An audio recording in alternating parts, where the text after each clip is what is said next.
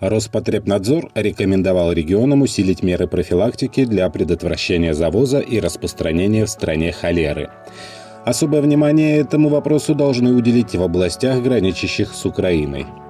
Так что это за болезнь такая холера? И как защититься от заражения? И можно ли ее вылечить без последствий? Здравствуйте, мои хорошие!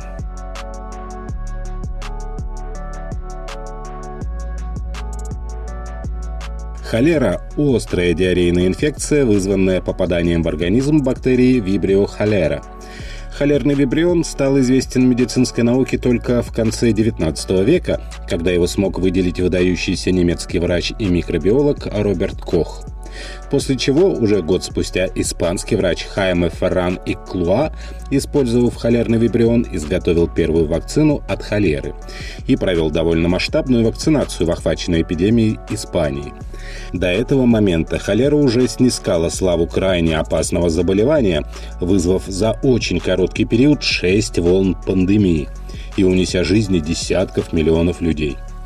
Изначально, как и многие грозные ныне возбудители инфекционных заболеваний, холерный вибрион был безобидным микробом и обитал в мангровом лесу Суандарбана, в дельте реки Ганг в Индии и Бангладеш, где участвовал в симбиотических взаимоотношениях с веслоногими рачками.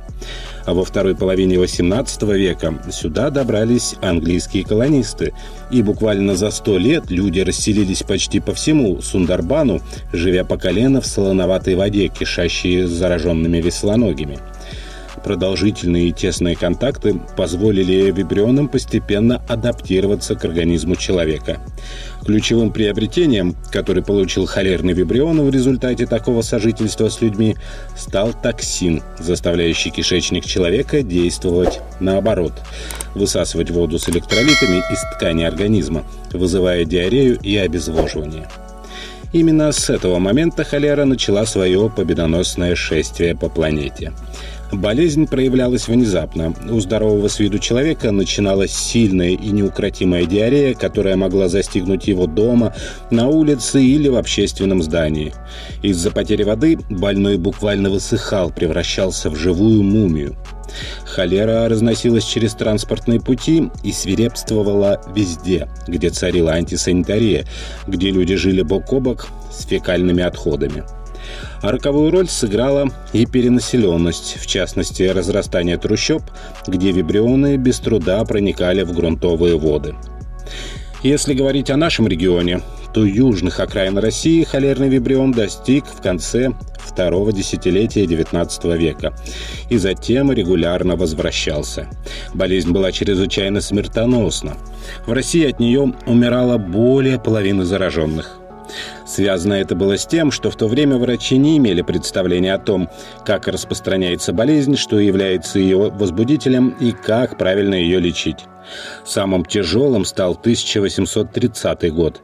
Тогда в империи выявили 68 тысяч больных, 54% из них умерли. Кстати, исход одной из ключевых битв Второй мировой войны решался не только на поле боя, но и в подземных медицинских лабораториях. А летом 1942 года Красная армия с тяжелыми боями отходила к Сталинграду. В этот критический момент у нее, помимо немецко-фашистских захватчиков, неожиданно появился еще один враг, столь же безжалостный и куда более скрытный. Эпидемия холеры угрожала накрыть город на Волге, а учитывая, какое количество войск и гражданского населения в нем скопилось, это неизменно привело бы к масштабной катастрофе. Первоначально полученные сведения о вспышках холеры обрадовали советское командование, поскольку ее возникновение было зафиксировано на попавшей под контроль противника территории. Опасная инфекция могла стать хорошим союзником в борьбе против немецких войск. Радость, однако, быстро сменилась тревогой. Холера не разбирала линии фронта и вскоре вместе с беженцами и отступающими войсками была занесена в Сталинград.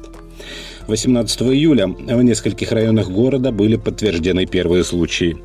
Госпитали принимали ежедневно тысячи раненых. Из города, переполненного войсками и эвакуированным населением, беспрерывно отходили пароходы и эшелоны в Астрахань, Саратов. Эпидемия таким образом могла бы разлиться по многим районам страны.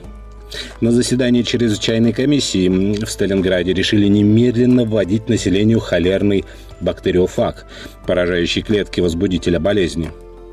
Взятого из Москвы препарата было недостаточно. По этой причине препарат пришлось производить прямо в Сталинграде. Лабораторию оборудовали в подвале одного из зданий, где в сложных условиях вскоре было налажено производство необходимого количества бактериофага. И благодаря самоотверженным действиям медработников, трудившихся круглые сутки напролет, перед появлением передовых частей вермахта на окраинах Сталинграда и началом уличных боев, масштабная эпидемиологическая катастрофа, способная подорвать силы обороняющих город советских войск, была предотвращена. Последняя крупная вспышка холеры на территории СССР была зафиксирована во время 7-й холерной пандемии в 1970 году. Тогда болезнь распространилась на Черноморском побережье, в Одесской области и Крыму. Одессу на 49 дней посадили на карантин. Въезд и выезд из города были полностью закрыты.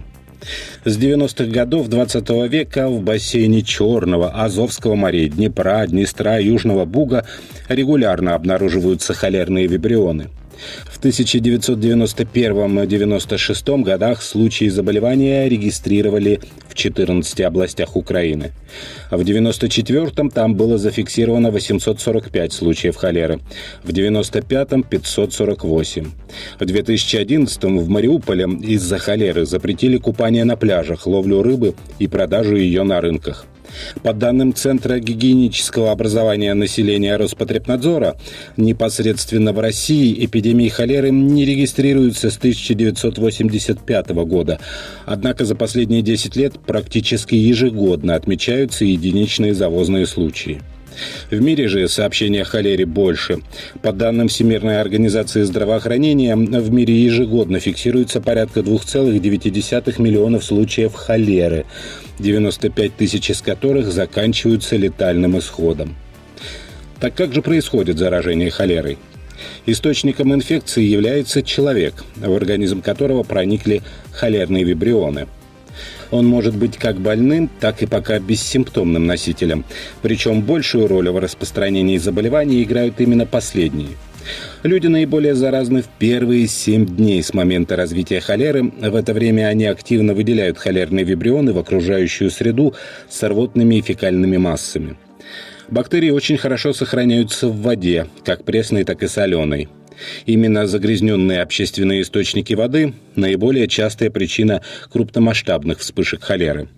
В данном случае заражение происходит при употреблении зараженной воды, при питье, умывании, мытье посуды, купании. Употребление в пищу сырых или недоваренных морепродуктов, особенно моллюсков, также может привести к развитию холеры. Сырые неочищенные фрукты и овощи – еще один источник инфекции в эндемичных регионах. Неразложившиеся удобрения или оросительная вода, содержащая неочищенные источные воды, способны загрязнять продукты на поле. Помимо вышесказанного, бактерии передаются и контактным путем через немытые руки и предметы обихода, а также разносятся мухами. Инфекция попадает в организм через пищеварительный тракт.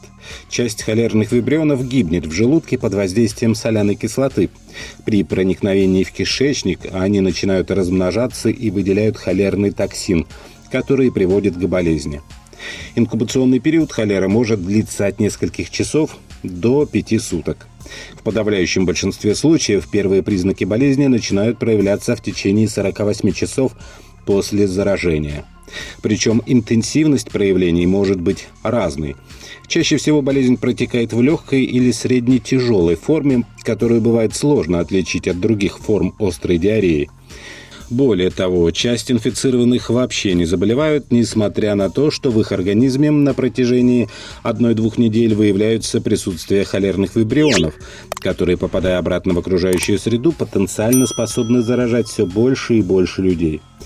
При легкой степени заболевания может наблюдаться непродолжительная рвота и диарея. Больные жалуются на сухость во рту, жажду, слабость. Через 1-2 дня все признаки болезни проходят сами. Однако человек продолжает являться носителем вибрионов. Средняя тяжесть заболевания характеризуется острым началом с частым стулом и рвотой, что приводит к быстрому обезвоживанию. У человека могут начаться судороги, губы, кончики пальцев, носа приобретают синюшный оттенок. Также иногда наблюдается тахикардия и судороги. При тяжелом течении болезни на фоне непрерывной рвоты и диареи происходит резкое обезвоживание организма, наблюдаются выраженные судороги, падает давление, появляется одышка, синюшность покровов, может пропасть голос. Человек испытывает очень сильную слабость и жажду, пульс становится частым и слабым. У детей холера протекает тяжелее. У них быстрее и активнее происходит обезвоживание. Повышается температура. Чаще развиваются нарушения центральной нервной системы, судороги, возникает гипокалиемия, приводящая к нарушению дыхания и параличам. Тяжелое течение болезни может осложняться гиповолемическим шоком, быстрым уменьшением объема крови из-за потери жидкости, острой почечной недостаточностью, нарушениями центральной нервной системы с судорогами и комой. При тяжелом течении болезни и резком обезвоживании в течение суток может наступить смерть. Однако такие крайне тяжелые формы болезни в настоящее время практически не встречаются. При подозрении на холеру больного необходимо срочно госпитализировать. Первостепенная задача медиков – прекратить обезвоживание и восполнить потерянную жидкость с помощью введения специальных регидратационных растворов. Объем поступающей жидкости должен в 1,5 раза превышать ее потери, рвотные массы и стул. После этого больные обычно выздоравливают сами, без применения медицинских препаратов. При тяжелом обезвоживании могут применяться антибиотики, которые облегчают симптомы и ускоряют выздоровление. Результат лечения болезни во многом зависит от своевременного обращения за медицинской помощью. В большинстве случаев она легко лечится и проходит без последствий. Полная трудоспособность восстанавливается в течение месяца. В тяжелых случаях без оказания медицинской помощи высока вероятность гибели. Все лица, контактирующие с зараженным, в обязательном порядке наблюдаются в течение 5 дней. А в некоторых случаях нет возможности приобрести готовый раствор для пароральной регидратации и получить экстренную медицинскую помощь. В качестве временной меры можно использовать приготовленный в домашних условиях аналог. Для этого нужно смешать 1 литр бутилированной или кипяченой воды, 6 чайных ложек без горки около 30 граммов столового сахара, пол чайной ложки без горки соли, около 2,5 граммов. Основные меры профилактики холеры – соблюдение правил гигиены и безопасного приготовления и хранения пищи. Необходимо как можно чаще мыть руки с мылом, особенно после туалета и перед приготовлением еды. Если это невозможно, необходимо использовать антисептик. Так как болезнь не передается воздушно-капельным путем, использование масок здесь бесполезно. Вся используемая для приготовления пищи, мытья посуды и поддержания личной гигиены вода должна пройти предварительную обработку. Чтобы обеззаразить загрязненную воду, ее необходимо прокипятить в течение 3 минут, подвергнуть фильтрации или обеззаразить с помощью химических или реагентных методов. К ним относятся введение сильных окислителей, в качестве которых используют хлор, диоксид хлора, озон, йод, гипохлорид натрия, кальция, перекись водорода, марганцево-кислый калий. Следует избегать приема в пищу сырых продуктов, например, неочищенных овощей и фруктов, сырого или недоваренного мяса, а также непастеризованного молока и молочные продукты. Одна из мер предотвращения распространения болезни – вакцинация. В настоящее время в мире существует несколько вакцин. Россия выпускает свою вакцину в виде таблеток. Она прошла государственные испытания на волонтерах и включена в национальный календарь профилактических прививок по эпидемическим показаниям. Ее рекомендуют применять людям, выезжающим в эндемичные страны, а также жителям районов, граничащих с неблагополучными по холере территориями. Ну а теперь давайте вернемся к началу нашего разговора. Почему Роспотребнадзор рекомендовал регионам усилить меры профилактики для предотвращения завоза и распространения в стране холеры? К большому сожалению, как свидетельствуют и многолетние медицинские наблюдения, близость зоны боевых действий, где разрушаются системы водоснабжения, а также перемещение большого количества людей из зон гуманитарной катастрофы в разы повышают риск возникновения и распространения холеры, что стало особенно актуально в свете происходящих трагических событий на территории соседнего государства. Ситуацию усугубляет тот факт, что в бассейне Черного, Азовского морей, Днепра, Днестра и Южного Буга регулярно регистрировались случаи заболевания холерой. Именно по этой причине властям Ростовской, Воронежской, Белгородской, Курской, Брянской областей, Краснодарского края и Севастополя рекомендуют расширить объемы исследований и увеличить кратность отбора проб воды, в том числе из трансграничных водных объектов, а медперсоналу подготовиться к переходу к строгому противоэпидемическому режиму в инфекционных стационарах. Не исключено, что очередная нависшая над нами угроза пройдет стороной. Но, как учит история, лучше ожидать приближения невидимого и коварного врага холеры во всеоружии и быть готовым к любому развитию событий. А на сегодня это все. Не болейте, берегите себя и близких, ставьте пальчики вверх, подписывайтесь на канал «Доктор по соседству» и, конечно, не забывайте заходить в наши паблики в социальных сетях ВКонтакте и Одноклассники, где каждый день выходит масса полезной и интересной информации из мира здоровья и медицины. Здоровья вам!